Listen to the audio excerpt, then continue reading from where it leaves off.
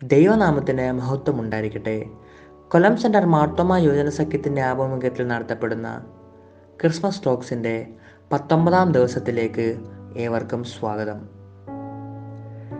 ക്രിസ്മസിൽ നമ്മൾ അധികവും പ്രാധാന്യം കൊടുക്കാത്ത ഹെരോദാവിൻ്റെ ജീവിതമാണ് നാം ഇന്ന് ധ്യാനിക്കുന്നത്.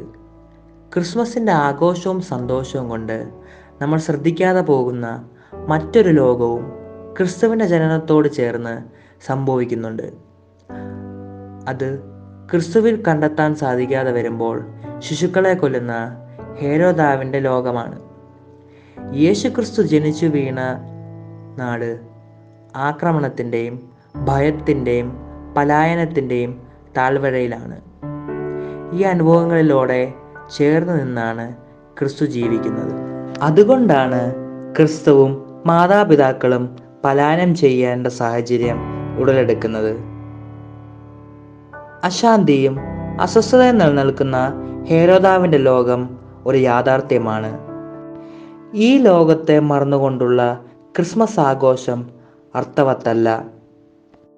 പാപത്താൽ നിറയൽപ്പെട്ട ലോകത്തിൽ മനുഷ്യഹൃദയങ്ങളെ രൂപാന്തരപ്പെടുത്തുവാൻ കഴിയുന്ന ഒരു രക്ഷകൻ അത്യന്തം ആവശ്യമാണെന്ന് ഓർക്കാൻ ഹെരോദാവിൻ്റെ ലോകത്തെ ക്രിസ്മസിൽ നിലനിർത്താം.